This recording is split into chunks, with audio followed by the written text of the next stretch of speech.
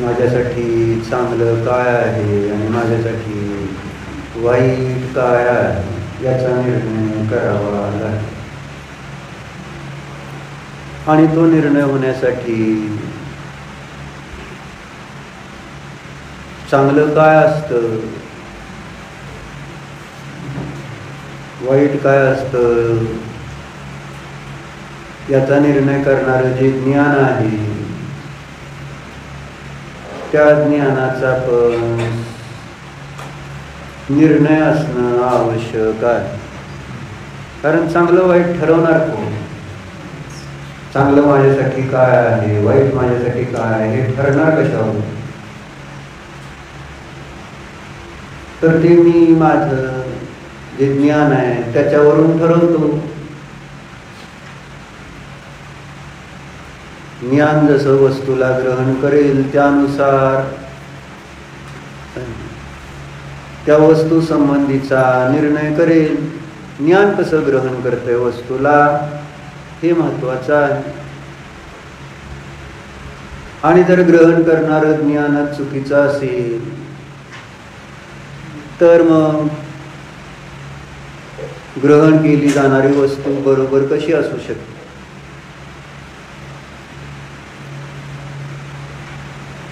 आरशावर धूळ असली तर आरशात किती जरी तोंड धुवून बघितलं तरी आरशामध्ये चेहरा स्पष्ट दिसणार आहे.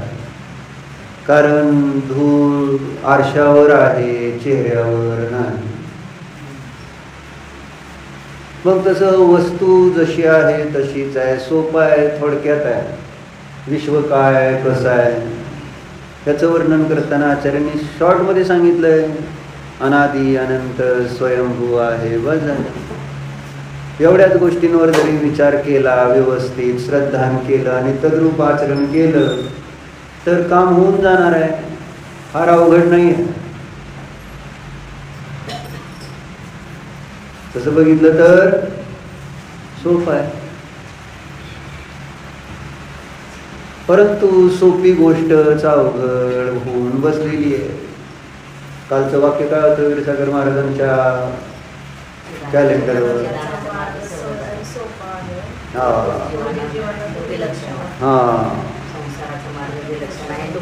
हा, आणि तोच आवड. बरोबर. सुविचार कालचा हा होता. पुरुषांना बहुतेक माहिती असावा सगळ्यांना. चिदानंदाचा मार्ग सहज आहे, सुलभ आहे, सोपा आहे असं म्हणतो. चिदानंदाचा मार्ग. कोणता मार्ग? आणि मला गावाला गेले, गावाला गेले काय आहेत ना?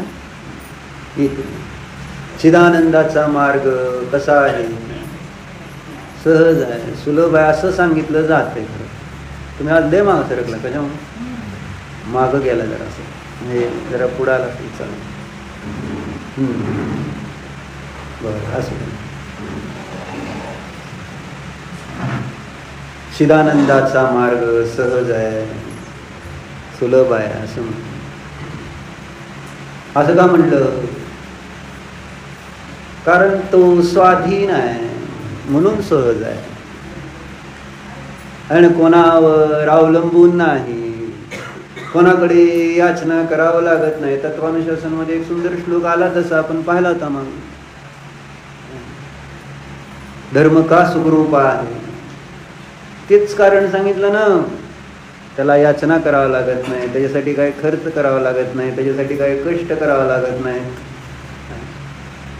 कारण तो मी आहे, मी आहे, मी चिदानंद स्वरूप आहे. किती चांगलं आहे बघा. छान वाटेल, पण तुम्हाला तसं समजलं पाहिजे ना. मी चिदानंद स्वरूपी आहे. ह्याच्यातच त्या ठिकाणी अनंत सिद्ध भगवान विराजमान आहे. अनंत काळासाठी त्याच्याच आश्रयाने अव्याबाद बाधारहित सुख भोगताय.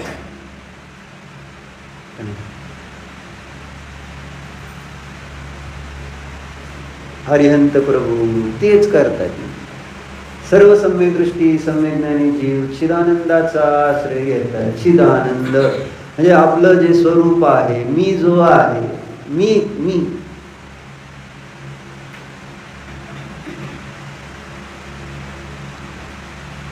म्हणून ज्ञानात घोटाळा झालाय, जाणण्यात घोटाळा झालाय.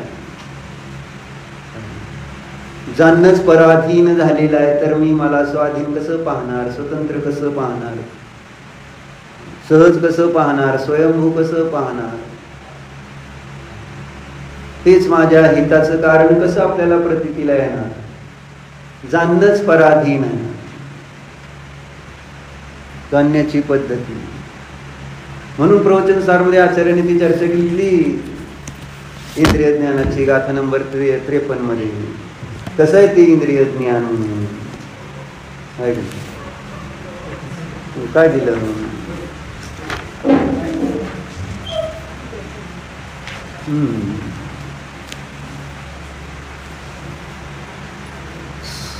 ज्यांना आनंद पाहिजे त्यांच्यासाठी चर्चा सुरू केली. अथ ज्ञानात अभिन्नस्य सौख्यस्य 53 5 3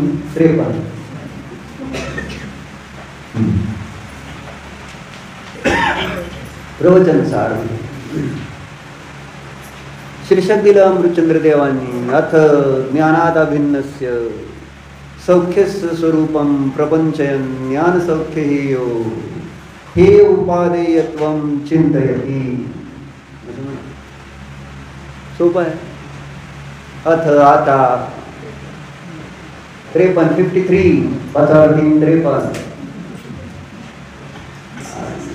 मिळालं का?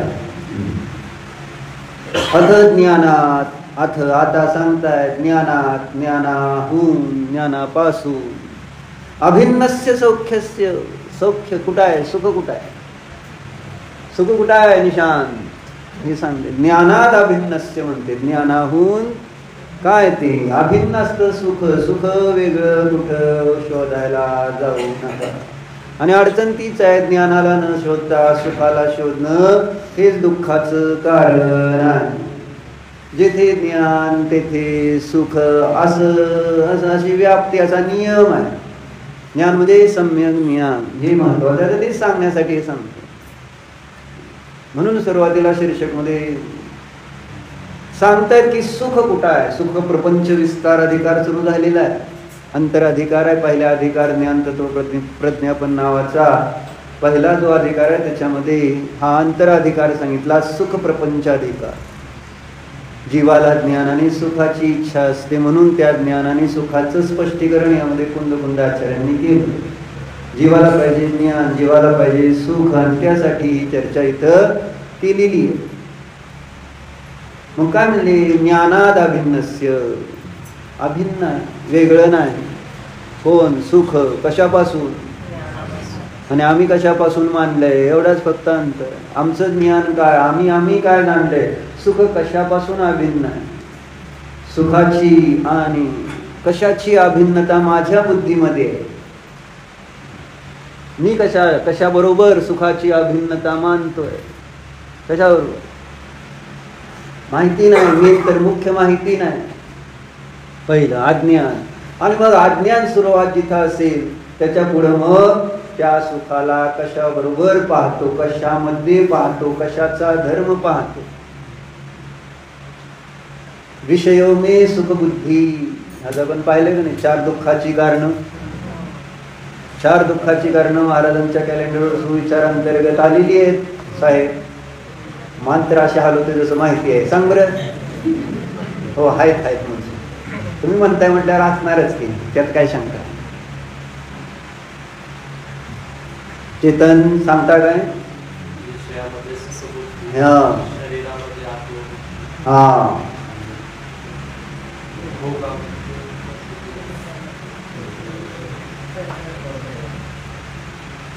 हा सांग. बरोबर. आणि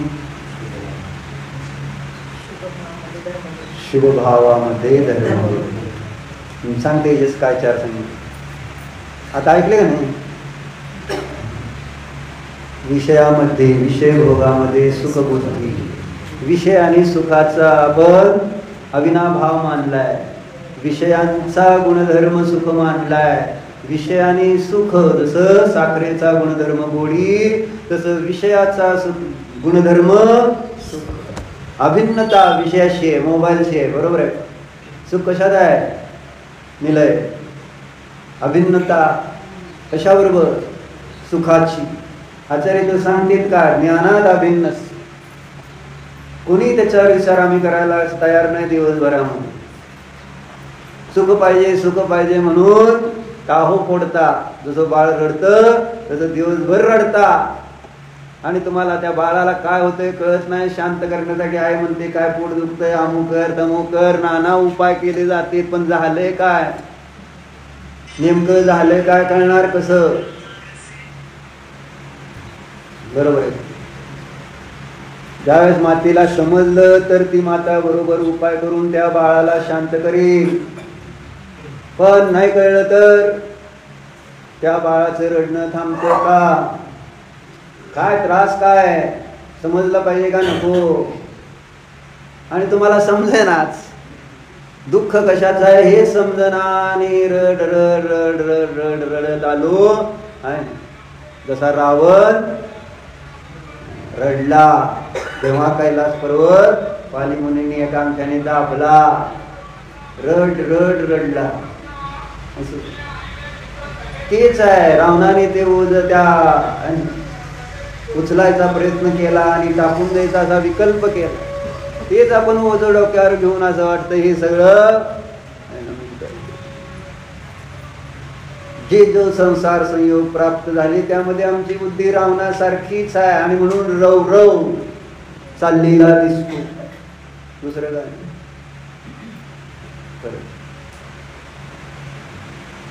म्हणून हे लिहिलंय तर वाचा, वाचल्यावर श्रद्धा निर्णय करा, श्रद्धान करा आणि तद्रूप परिणती करा, तरच आपलं साध्य आपल्याला सिद्ध होणार आहे. नाहीतर हे रे माझ्या मागल्या अनेक टाकण्या चांगल्याप्रमाणे हे संसार काही संपणार नाही, संसारातलं दुःख काही नष्ट होणार नाही. किती दिवस महाबळेश्वरला राहा, दुःख संपणार नाही. संपलं का दुःख? तर आल्यावर वाढलं काम वाढलं, टेन्शन आलं. जसं तिथं अमेरिकेमध्ये सांगितले सोमवारी आत्महत्या जास्त होती, तसं आम्हाला सांगायचं नाही. कारण शनिवार रविवार मजा केलेली असायची आणि सोमवारी परत कामावर जायचं, इतकं टेन्शन. तसं 3 दिवस मज्जा, खूप मज्जा केली. आता खूप मज्जा म्हणजे काय हा तुम्हाला प्रश्न आला. खूप मज्जा केली आम्ही म्हणजे काय? विषय भोग खूप भोगले आणि त्याचं नाव मज्जा, हेच ना, दुसरं का? बरं, मग तुम्ही स्वाध्याय, ज्ञान, ध्यान, चर्चा, तप आणि संयम, व्रत, नियम पाळून काय परिग्रह सोडून अगदी त्या वनात महाबळेश्वरच्या जाऊन ध्यान केलं, असं केलंय? विचारलं 9 जणी तुम्ही, असा प्रोग्राम केला होता काय महाबळेश्वरमध्ये? म्हणून खूप मज्जा आली तुम्हाला? प्रश्न आहे माझा, बाकी काय नाही. मज्जेचा तुम्ही संबंध कशाशी जोडलेला? अमदर मौज किती वेळा करते तर तुम्हाला पाठ झालंय. माओज कोण म्हणताय रे? बाल्कनी माओज. मा म्हणजे आत्म्याचं, ओज म्हणजे ते ज्याच्यामध्ये कमी होतं त्याला म्हणायचं मौज. असं आम्हा आपल्याला सांगते. खूप मज्जा, मौजचा भाव ज्याच्यामध्ये त्याचं नाव मज्जा. मग खूप मज्जा आली. कशाची मज्जा आली? काय मज्जा आली आम्हाला तर सांगा, है ना रुपालताई? व्याख्यान म्हणजे ते ऐकायला बरं, म्हणजे मज्जा कशी करायची. कारण सगळेजण इथं कशासाठी आले म्हणजे तुम्हाला, त्यांना पण मज्जा करायची म्हणजे सुख भोगायचं. बरोबर आहे काय? कोणी याच्या विरुद्ध आहे का काय? सगळ्याला हेच आहे, मज्जा म्हणजे सुख, मज्जा म्हणजे सुख. आणि सगळ्यांना सुख पाहिजे. तुम्ही सांगताय की आम्ही खूप मज्जा केली, तर माझ्या प्रवचनपेक्षा तुम्ही सांगितलं की कशी मज्जा करायची असते म्हणजे सुख भोगायचं असतं, तर जास्त सगळ्याला आवडेल. म्हणजे मज्जा नाही केली तुम्ही. म्हणजे जी गोष्ट सांगायला लाज वाटू लागते तर ती मज्जा असू शकते का? आणि तुम्ही बिनधास्त सांगू शकता का आम्ही हे केलं, आम्ही पत्ते खेळलो, आम्ही खरेदी केली, आम्ही चेष्टा मस्करी गेम्स वगैरे सगळ्या केल्या, काय नवरे नाहीत, कोण नाही, नुसतं सासवा नाही, काय आहे ना, हम करे सो कायदा, कोण कोणा? बरोबर. मग ह्या गोष्टी तुम्ही सांगू शकता का इथं सगळ्यांमध्ये? उघडपणे सांगू शकताल काय? प्रवचन देऊ शकताल का त्याच्यावर? हे आहे मज्जेचं स्वरूप म्हणून. मग त्याला मज्जा कशी काय म्हणता तुम्ही तेच? आम्हाला मज्जा आली, बस एवढं. तुम्हाला काय असेल ते असेल, पण आम्हाला मज्जा आली. आणि सगळ्याला जिज्ञासा आहे. मी आता सांगितलंय तर ह्यांनी काय मज्जा केली? प्रत्येकाला हाच प्रश्न आहे, ह्यांनी काय मिळताय मज्जा केली? कोणा आठवतं? तुम्ही गेलता वाटतं ना? इथं नवऱ्यांना पण फार मज्जा आली, तुम्ही असं मोहनभाई म्हटले बार काय. आत्ता त्यांना टेन्शन आलं. मज्जा संबंध कशाशी आहे हे सांगायचं. तुम्ही मज्जा केली, ह्यांनी पण मज्जा केली, सगळे मज्जा करणे. बरोबर आहे का? पण कोणाशी अभिन्न कशाशी आहे ती मज्जा? है ना? ते सुख कशाशी अभिन्न आहे त्याचं जर ज्ञान नसेल तर ते केवळ तीव्र आकुलतेचं कारण आहे. तीव्र म्हणतं, साधी सुधी आकुलता नाही विषयभोगांमध्ये. विषयभोगाला भोगण्यामध्ये थोडी नाही, भयंकर आकुलता आहे. म्हणून तर सगळ्यात जास्त दुःखी नारकी नाही तर देव आहे स्वर्गात. कारण आपलं अज्ञान आहे. आपण इंद्रिय विषय भोग शरीरालाच आपलं मानल्यामुळं त्याला जे अनुकूल, त्यावेळेस आपण त्याला सुखाची कल्पना, साताचा उदय आला, त्याच्यामध्ये थोडासा साताचा अनुभव आणि सुखाचा अनुभव आला आणि मानतोय. परंतु आचार्य सांगतात साताचा अनुभव कसा असतो काय ना. साता वेदनेसाठी उदाहरण भारतीत आलं नाहीत काय पाहुणे? सातावेदण्यासाठी शास्त्रामध्ये बाल्कनीतले विद्वान सांगा, सातावेदण्यासाठी काय उदाहरण दिले शास्त्रामध्ये? बरोबर, ड्रेस सर्कलवाल्याने बरोबर सांगितलं आहे ना. मध मध मध लावलेली तलवार म्हटलेली. मध लावलेली तलवारचा अर्थ समजतोय का? आहे ना, त्या तलवारीला मध लागलेला आहे त्याच्या धारेवर, आणि तो मध चाखला जातोय. त्यावेळेस होतंय काय? कुणाला कळलंय? जीभ कट झालेली, जीभ कट झाली, कळलं का तुम्हाला? जीभ तुटली हे कळलं का? आहे ना, मध चाकला ते गोडीच तुम्हाला फक्त माहिती आहे. जीभ तुटलेली कोणालाच लक्ष जाईना त्या भोगताना, आणि त्यामुळं पुन्हा त्याच विषयांच्या नादीला. अरे जीभ छाटली गेली तरी सुद्धा शाना होत नाही. थोडा त्या मधाचा आहे ना, मध चाकण्याच्या निमित्तात त्या तलवारी, तो आहे साताचा अनुभव. असं जिनेंद्र देवाने सांगितलंय, सर्वज्ञ देवाने सांगितलंय, मी नव्हे. ते जगताय, तुम्हाला वाटेल मी सांगतो, भ्रांती होती असे. हे सर्वज्ञ देवांचं वचन आहे. सुख साताशी त्या ठिकाणी अभिन्न नाही. सर्वज्ञ देवाची वाणी आहे, ज्ञानाशी अभिन्न सुख आहे. हे श्रद्धान झालं पाहिजे, तर आपण त्या ज्ञानाचा आश्रय करू सुखाच्या प्राप्तीसाठी. अन्यथा का करणार? मला तोच प्रश्न आहे. म्हणून मी ज्ञानाचा आश्रय का घेणार? 3 दिवस तुम्ही काढू शकता मज्जेसाठी, 10 दिवस ध्यानासाठी काढता. मिनलताय, नम्रताताय, कोणत्या कोणत्या ताई गेलते अजून? अनुजाताय, अनुजा द बॉस असं म्हणायचं. सुनीलताई वाचल्या का? गेलत्या आलत्या का? सुनीलताई पण नव्हत्या आल्या. काय शिवाजी द बॉस आणि अनुजा द बॉस. मग ते काय झालं? प्रश्न काय होता माझा? 10 दिवस काढू शकाल काय? आता तुम्हाला 3 दिवस कसे काय निघते? लिप्ती काय आलं नाही? आहे की? अरे हे आहे एक दुसऱ्या नवऱ्याचं जेवण बिवण सगळं सगळं गौण आहे, महत्वाचं नाही. जेवण महत्वाचं आहे पोरांचं, मग नवऱ्याचं मला सांग. असं. आणि आता जे जे जाऊन आले त्यांना प्रायश्चित्त देऊ का? कोणाकोणाला प्रायश्चित्त घ्यायचं? लिप्तीदायी प्रायश्चित घ्यायचंय का? प्रायश्चित तर नाही घेतलं तर कालच सांगितलंय. काल काय सांगितलं होतं? पुढच्या जन्मात फेडा. है ना, या जन्मात जर प्रायश्चित्त नाही घेऊन फेडायचा प्रयत्न केला तर मग आहे पुढच्या जन्मात मोबाईल. ते तर कर्जासाठी सांगितलं. जर विषयभोगीची काय अवस्था? एक एक इंद्रियाच्या अधीन झालेला जो जीव आहे त्या विषयभोगाच्या, त्या जीवाची काय दशा होते? आय डोंट केअर म्हणलं ना. आज नाही मी विचार करणार त्याच्याबद्दल, ज्यावेळेस येईल वेळ त्यावेळेस बघू. आज काय विचार करायचं कारण आहे असा माझा निर्णय. आज माझा हाच निर्णय आहे. म्हणून म्हटलं जातं, आम्हा म्हणते की आम्ही अजून 4 वाकच आहे, खाऊ पिऊ आईश करू. कुणी कुठे काय नसतं. एकदा देह संपला परत काही नाही आहे.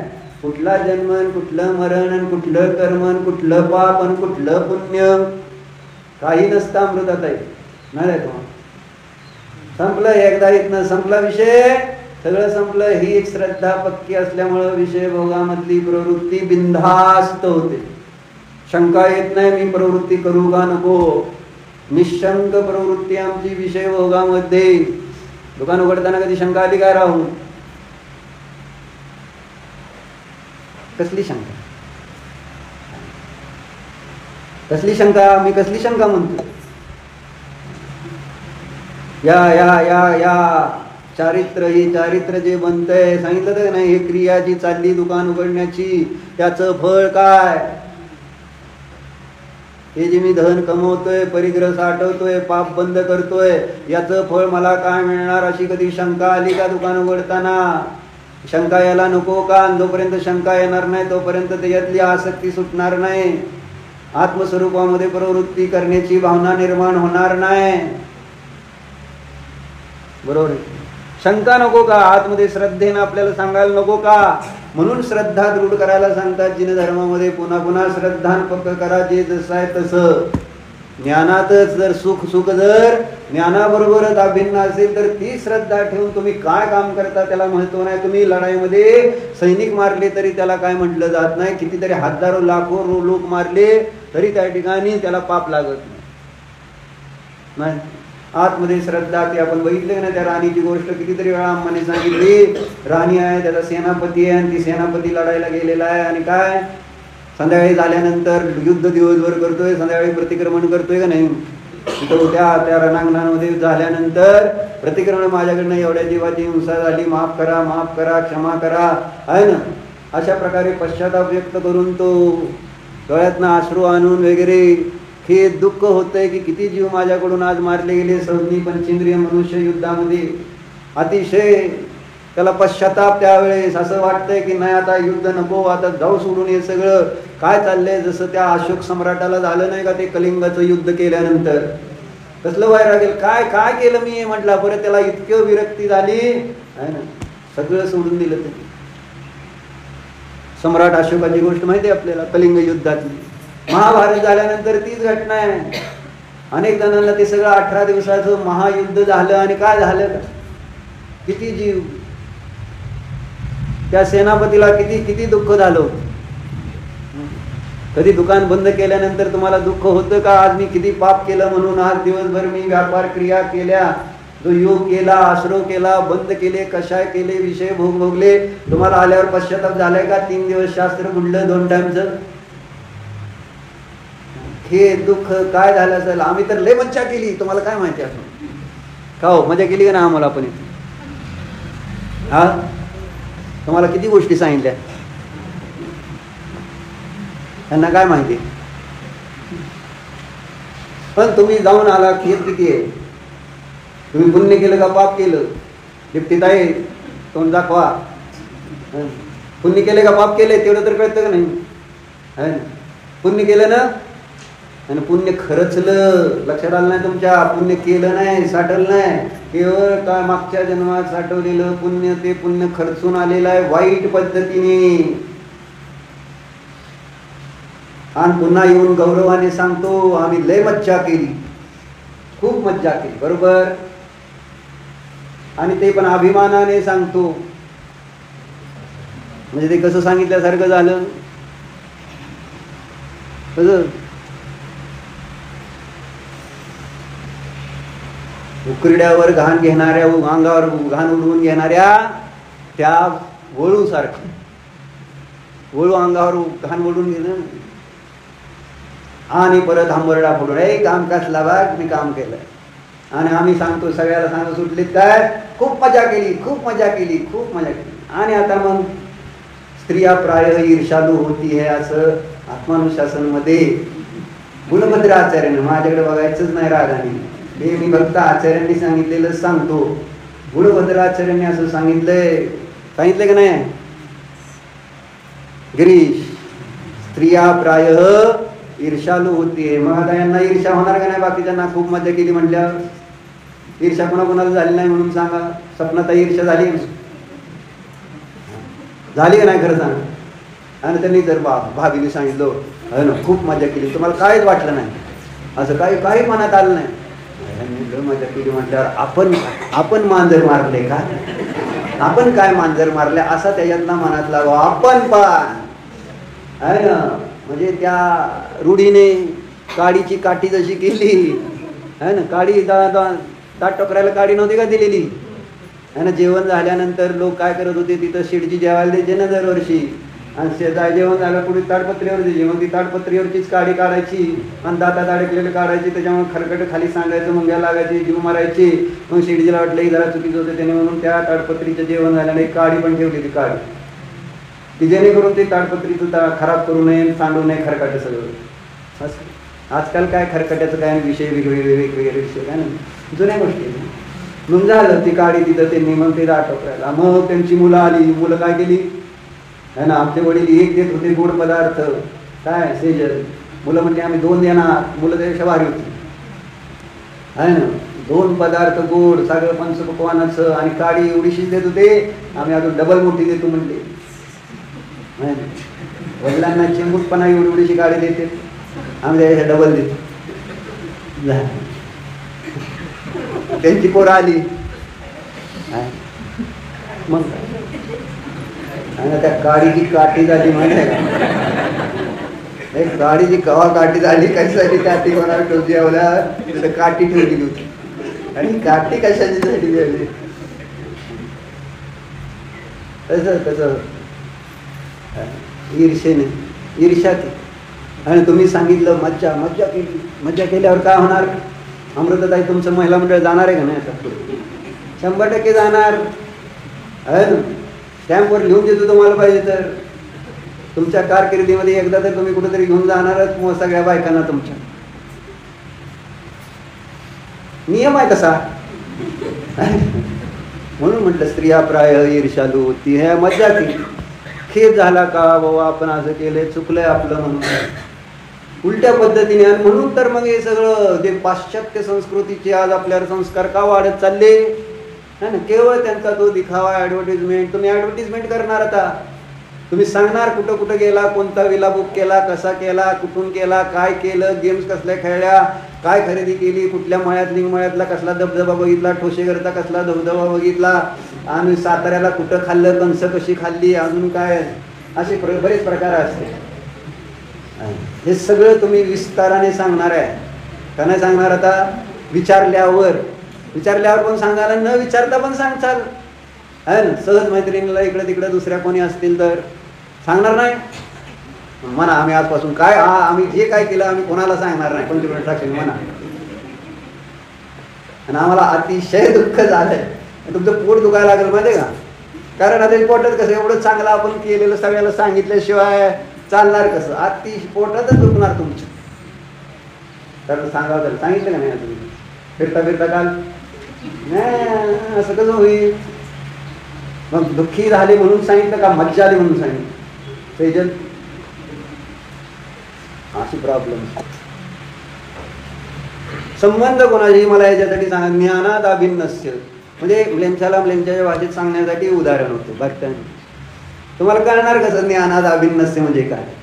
ज्ञानापासून अभिन्न सुख असतं असं इथं सांगून सांगून आचार्य थकली. सुख बाहेर कुणाशी अविनाभाव नाही. ही श्रद्धा असणारा तो सेनापती पश्चाताप करतो मारून सुद्धा. श्रद्धा पक्की आहे की जे मी केलं ते चांगलं केलेलं नाही काय. म्हणून संध्याकाळी दुकान बंद केल्यानंतर किती तुम्हाला त्रास व्हायला पाहिजे माहिती आहे? होतो त्रास. उल्हास व्हायला तर खूप त्रास होतो. कंटाळलेला असतो, येऊन झोपतो. तरी सुद्धा दुसऱ्या दिवशी परत दुकानात जातोच. त्रास सहन करण्यासाठी केवळ त्रास सहन करायला लागतो. मग दिवसभर त्या सेनापतीने किती लोक मारले, संध्याकाळी पश्चाताप केला, पण है ना एक ईर्ष्याळू मनुष्य त्याला त्याच्यावर जाणारा त्यांनी जाऊन राणीला सांगितलं नाही की कसला तुझा सेनापती कसलं युद्ध जिंकतोय आहे ना. हा तर सगळ्या एकेंद्रिय जीवाची क्षमा मागतोय आणि ही काय युद्ध जिंकणार. आणि झालं घटना काय? मग त्याने युद्ध जिंकून आला 8 दिवसानंतर. युद्ध जिंकून आल्यावर मग राणी म्हटली ही काय भानगड आहे? मी ऐकला असं तू करत होता. हो म्हटली. दिवसभर मी तुमचा नोकर, त्या 1 तासासाठी मी माझ्या आत्म्याचा गुलाम असतो आणि आत्म्याला केलेल्या त्रासातून मी मला मुक्त करत असतो.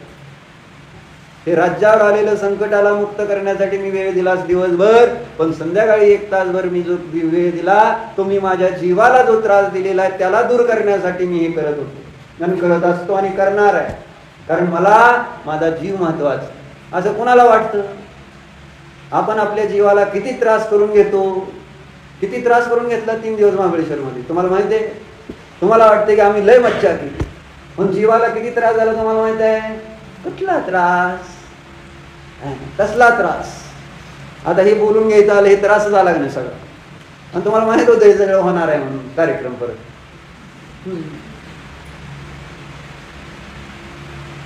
म्हणजे सांगायचं तात्पर्य, जीवाला जीव मानायला, मी मानायला तयार नाही. कोणाला? मी जीव आहे, मी जीव आहे. मी कोण आहे? मी ज्ञान स्वभावी जीव आहे. ही श्रद्धा जर राहिली, तुम्ही चंद्रावर जरी गेला तरी आम्हाला काय अडचण नाही. पण श्रद्धान पक्क असलं पाहिजे, हा महत्वाचा मुद्दा आहे. श्रद्धान ढळलं नाही पाहिजे. कुठल्याही अवस्थेमध्ये असू दे, कुठल्याही काळात क्षेत्रात असो, काळात असो, आणि कुठल्याही अवस्थेत असो, आपलं श्रद्धान इतकं पक्क पाहिजे की खरं सुख कुठं आहे. ज्ञानात अभिन्नस्य सौख्यस्य असं म्हणतो. सुख कुठं? ज्ञानाशी अभिन्न असतं सुख. राहुल मालक कोणाशी अभिन्न आहे हे पक्क करा. किती नोटा गोळा करून आणल्या ह्याला महत्व नाही, किती आणता काय अडचण नाही, षटखंड जिंकला तरी अडचण नाही, सगळं पंढरपूर विकत घेतलं, सगळं महाराष्ट्र घेतलं विकत तरी आम्हाला अडचण नाही. अडचण आहे श्रद्धेची.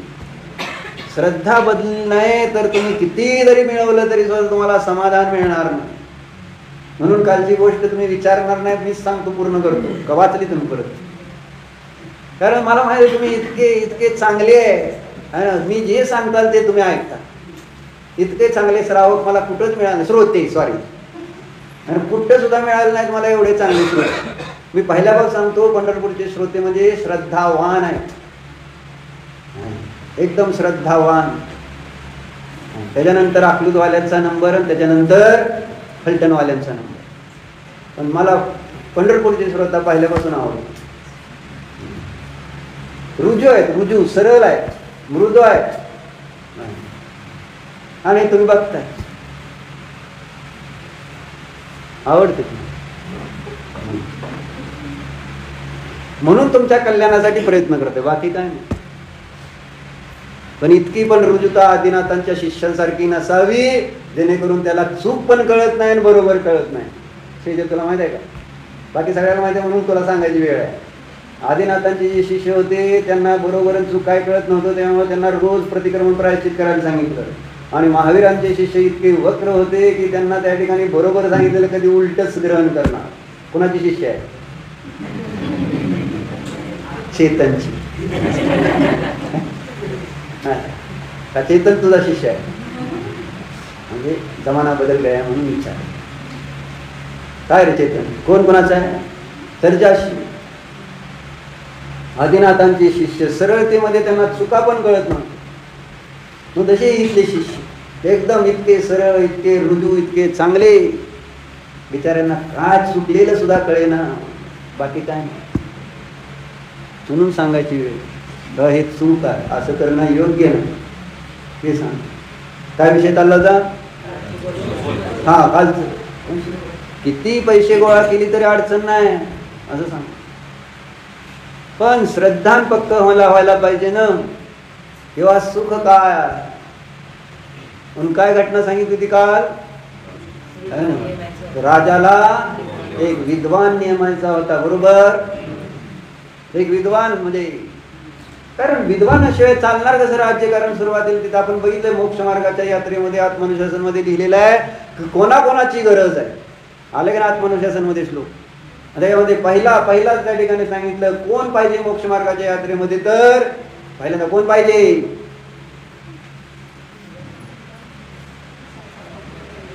अंधळ्या प्रेमाची डोळस कहाणीचं कसं होणार मला सांग. म्हणजे पहिल्यांदा कोण पाहिजे? तर ज्ञानरूपी मार्गदर्शक पुढं असला पाहिजे, तर आपण व्यवस्थित मार्गावर. समोर सांगणार गाईड, 150 रुपये गाईड.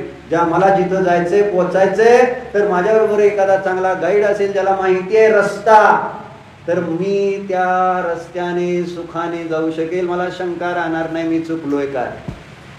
पण जर बरोबर गाईड नसेल मग काय होईल? 50 वेळा थांबावं लागतंय. एक जण म्हणतंय इकडून जावा, एक जण म्हणतंय तिकडून जावा, एक जण म्हणतंय उलट जावा, आहे ना. आणि सगळ्याच्या ऐकण्याच्या नादामध्ये आपलं लक्ष राहिलंय बाजूला. आणि प्रत्येक वेळेस कोणतरी भेटणार आहे. ज्याच्याजवळ ज्ञान नाही त्याला कोण ना कोण भेटत राहणार आहे नितंतरी.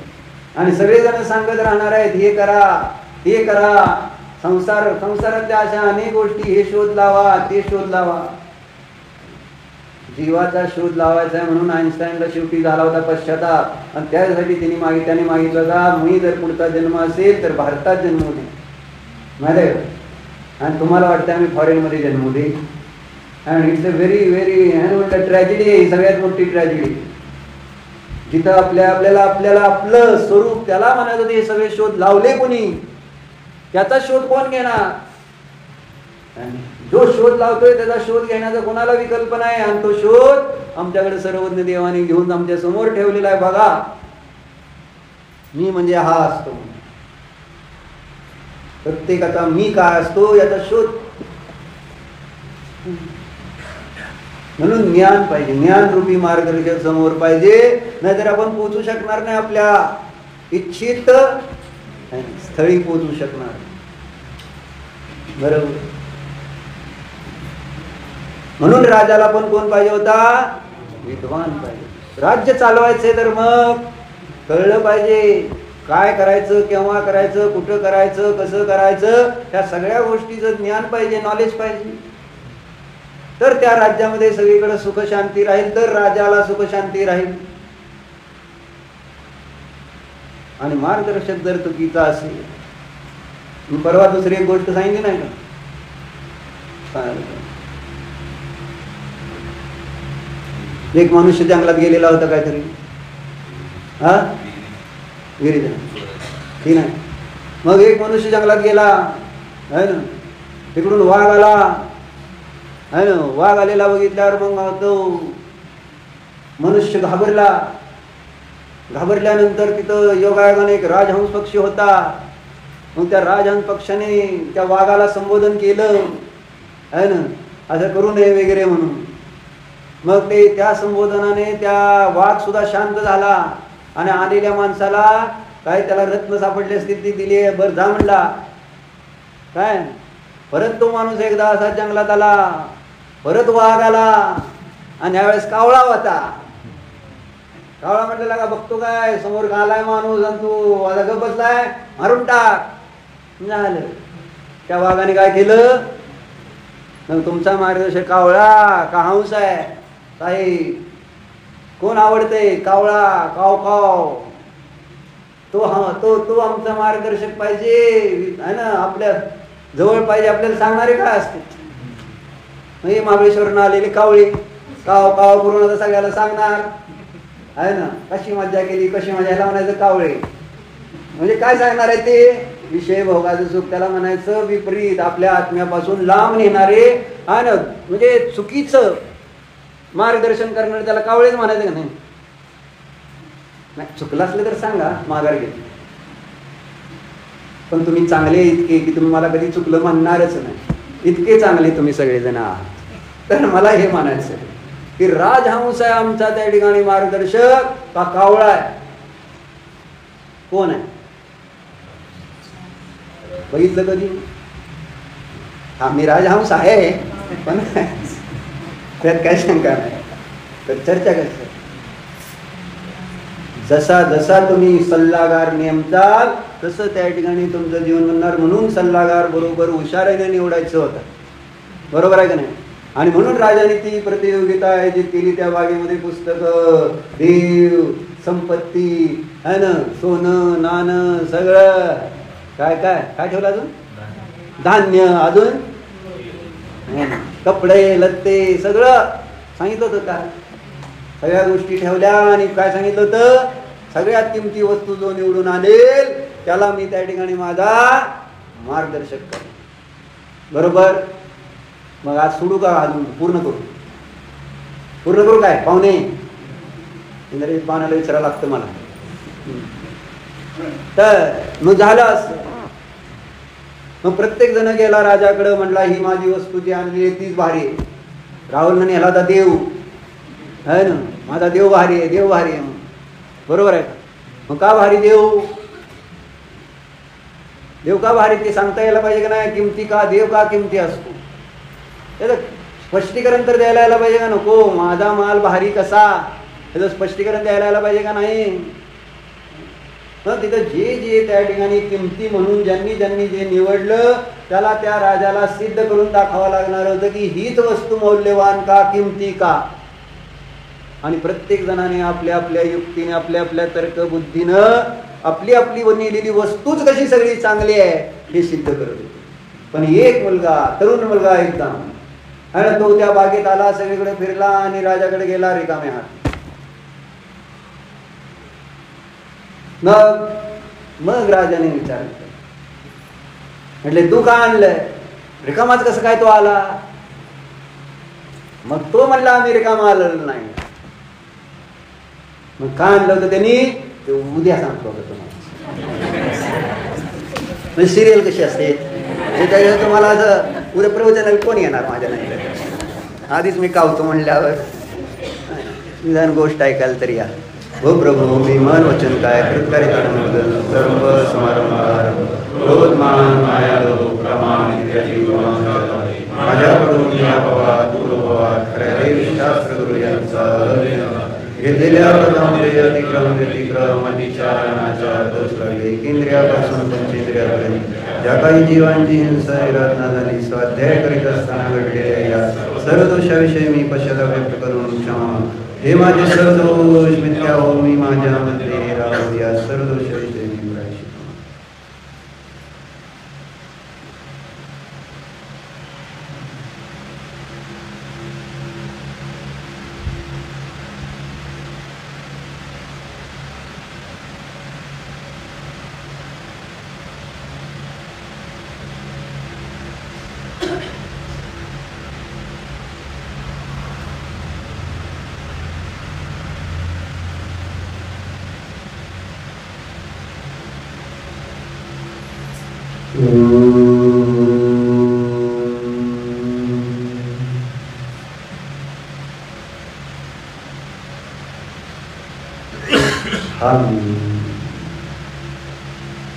चिदानंद स्वरूपी आहे.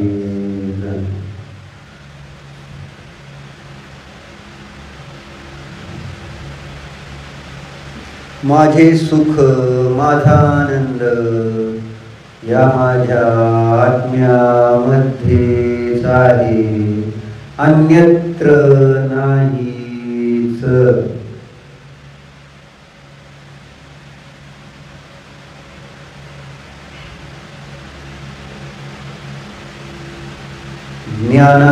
ज्ञानाजवळच आनंद आहे, ज्ञानाशी अभिन्नच आनंद आहे. जना मी ज्ञानानंद स्वरूपीच आहे.